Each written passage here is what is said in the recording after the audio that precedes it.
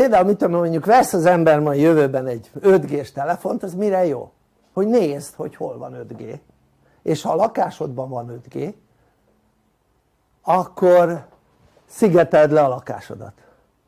Mivel? Acélborító lemezzel, ami ugyanígy néz ki, olyan, minthogyha fa lenne, lambéria lenne, így van, csak fémből van, így van, és akkor belül szépen berakod a lakásba mindenütt, és kész, le van zárva, nincs 5G. Világos ez? De 4G sincs. De meg tudod azt csinálni, hogy kihelyezel egy vevőt és behozod kábelen, és csak ott van, ahol akarsz, így van, tehát meg tudod csinálni. Nem. Lényeg az, hogy például lehet kapni olyan redőnyöket is, ami fémből van, alumíniumból, így azt is lehúzod, azon nem jön át semmilyen 5G. Ugye tudjátok, hogy minél magasabb a frekvencia, annál nehezebben hatol át az épületeken is. A panel is jön, mert abban van egy csomó vas. Hát ugye az a baj, hogy közte át tud jönni. Közde, hát az nem fogja meg. Így van, tehát közte, hiába van kettő, itt át tud menni. Kipróbáltuk, próbáld ki. Ha belerakod a telefonodat egy fazékba, egy rendes hagyományos fazékba, és fölhívod, simán csörög. De úgy, hogy rárakod a fedelét a rendes hagyományos fazéknak, és simán csörög a mobiltelefonod a fazékba. De ha berakod egy olyan fazékba, ami tökéletesen zár, nem gumiszigeteléssel, hanem a fedő tökéletesen zár az edényben, az edény tetején, na azon nem megy át. Tehát gondold végig, rárakod a fedőt a fazékra, és azon a mikronnyi résen, ami lehet, hogy nincs 1 milliméter, érted? Simán átmegy a jel. Hát akkor ugyanúgy átmegy a panelen is. Kipróbáljuk a fazékot. Szóval vannak azok a profi edények, vagy ilyen félprofi is elég, tudod, amit például olyan technikája van, hogy melegítesz és a gőz rászippantja a fedelet a tetőre, és ezért nagyobb nyomást tud az edény produkálni, és ezáltal hamarabb megfő benne a kaja. Nem a kukta az gumiszigeteléses, ez rendes fém, és hát ilyen ceptebnek nem csak annak van, hanem sok ilyen edény van, csak profibat, nem az olcsót kell venni, jó? De nem is a ceptert, mert az meg a baromi drága kategória, jó? Szóval lényeg az, hogy egy sima edény, vagy akár egy olyan edény, ami fém a teteje is, és ez a profinak kinéző, de nem profi, abba is csörög a telefon.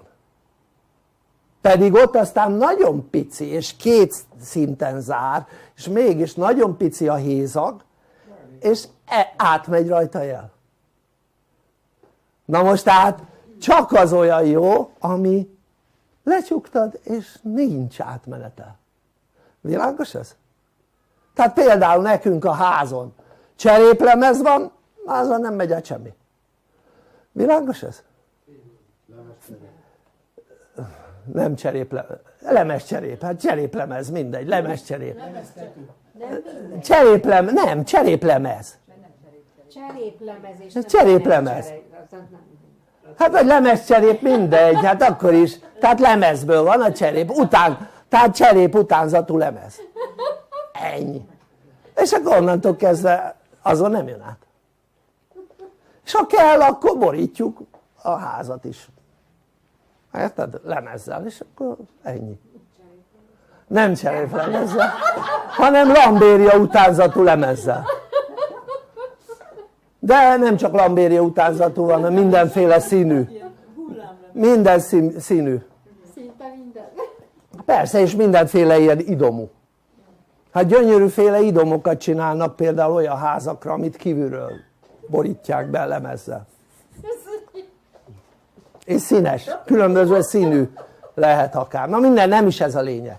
Tehát gondold végig, tehát hogyha az ember nem kellően tudatos, nincs információ a dolgokról, nem tudja, hogy mi hogy működik, akkor nem készül fel esetlegesen arra, ami várható, márpedig ugye a világban az emberek etikai szintje nagyon alacsony, és a pénzért megizélnék az anyjukat az emberek, szó szerint, tehát szó szerint, ami annyit jelent, hogy a kutatók is hiába tudja azt esetleg, hogy az most káros az emberek egészségére, akkor is kutatja, érted? Szóval olyan etikai szintjük van az embereknek, hogy ennek ismeretében, hogy tudja az ember, hogy alacsony az emberek etikai szintje, jót ne várj a jövőtől. Nem távoli jövőről beszélek, itt a közeljövőről beszélek. A távoli jövőtől várjál jót, de az majd 2035. Oké, és az még azért akárhogy nézzük, eléggé odébb van. De az még akárhogy nézzük 14 év. Tehát az nem holnap után lesz, meg nem is jövőre.